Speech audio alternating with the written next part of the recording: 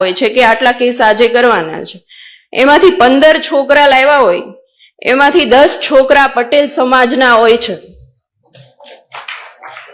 આ વસ્તુ વિચારવાની વાત છે. મને જોઈને બહુ દુઃખ થાય છે કે અને પછી તમે હાથ જોડો છો આવીને કે સાહેબ તમે તો પટેલ છો, તમે તો સમજો. મને કોઈક આવું કે ને એટલે મને વધારે ગુસ્સો આવે છે અને હું એમ કહું છું એને કોઈ પણ ની ભલામણ આવે, કોઈ પણ ની ભલામણ આવે, પણ મારા પટેલ સમાજને તમારે છોડવાનો નથી. એક રાતી અંદર લોકઅપમાં રહેશે ને તો એને ખ્યાલ આવશે કે આ વસ્તુ ન કરાય.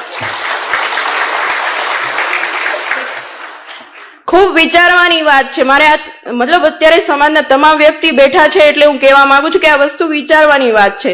શું કામ આવું કરો છો? તમારી પાસે પૈસા છે તો સારી જગ્યાએ વાપરો ને. અને જે સાયબર ફ્રોડના કેસ આવે છે એમાં 50% પટેલ સમાજ હોય છે. શું કામ અવળા રસ્તે ચડો છો? પટેલ સમાજે આટલી નામના મેળવી છે, આટલું આગળ વધ્યા છે, તો શું કામ આવી રીતે પતન તરફ જવાનું?